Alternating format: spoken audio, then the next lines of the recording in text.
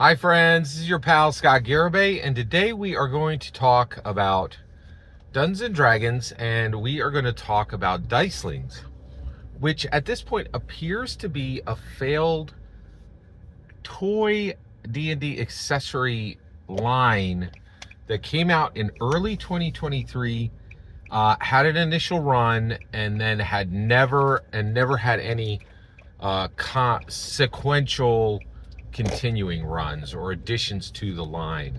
So what were they? So Dicelings were really unusual. They were both a die and a toy. So these were plastic transforming D20s that would turn into monsters, Dungeons and Dragons monsters. And I believe there were 5 of these. I've seen 5 of these. There's a black dragon, a D20 that transforms into a black dragon. There's a D20 that transforms into a red dragon. And actually, it's not just any red dragon. It's Thumberchawed. And it's not just any black dragon. It's Rancor, Rankor, Rancor. So these were named creatures. And then, in addition to that, there was a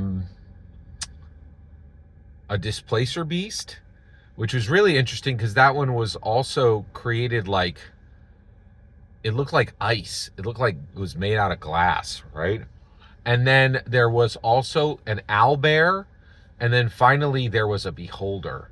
And there's so let's start talking about these. So first of all, they were transforming toys. They were the size of action figures.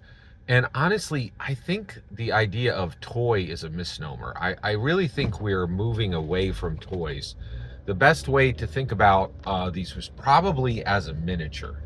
But the miniature was not 28 millimeter scale. These were scaled to the point of, these would be too large to interact with 28 millimeter, but they would be way too small to interact with action figure size, right? So the scale on these was very unusual. Like the Displacer beast was about the same size as the black dragon and the red dragon. So using these at the table was unlikely in their transformed position. But what was interesting was you could use it as a die. The dice were so these things were about as big as a small apple, right? And so you would bring them out, and their transformation was fairly involved. That's okay. Basically Hasbro literally makes the Transformers. And so I think that's one of the reasons why we got these was you could transform a D20 into a monster. They had the ability to do this. They already had, they didn't need to find any new skill sets to create this. They already know how to make toys and distribute toys, which I think increasingly we should be considering as miniatures. And then there's a question of scale for miniatures, right? Dungeons and Dragons is already, in my humble opinion, beginning to move away from 28 millimeter scale. I really think the future of Dungeons and Dragons miniatures and the future of Dungeons and Dragons terrain is definitely Lego. It's just so much better.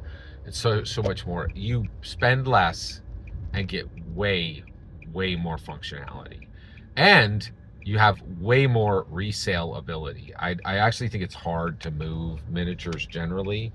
They actually do get some high values, but the people who are looking for them is a very small group.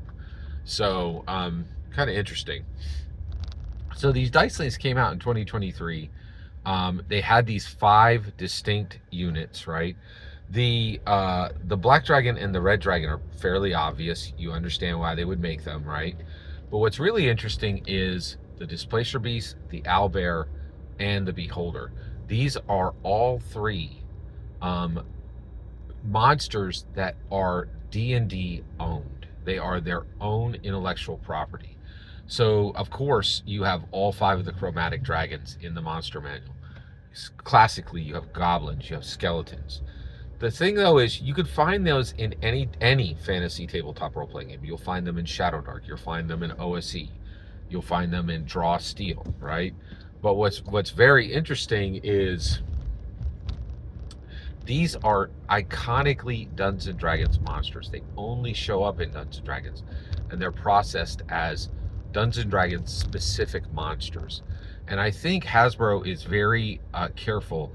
They want Dungeons and Dragons to be iconic, to be distinct, to be harder and harder to copy. Right? They are putting and I really feel they are putting up barriers to being copied. And I also definitely think they consider the OGL as a clunking as a clunking a trailer that they have to haul with their engine of Dungeons and Dragons. And honestly, they create so much great content. I think the idea that Dungeons and Dragons needs third-party creators is ludicrous. The only people you hear that from are third-party creators. I really feel like you don't need you just don't need third-party content anymore. It's just completely unnecessary on Dungeons and Dragons. Dungeons and Dragons is able to put brand new source books, on physical source books, on real shelves every 3 months, which almost no company in TTRPGs is really capable of this. They're at scale. They can sell the stuff they print. They really don't need third-party creators at this point. So I do think that printing these specific 3 iconic D&D monsters was, again, D&D trying to assert itself and put out content that was difficult for others to copy.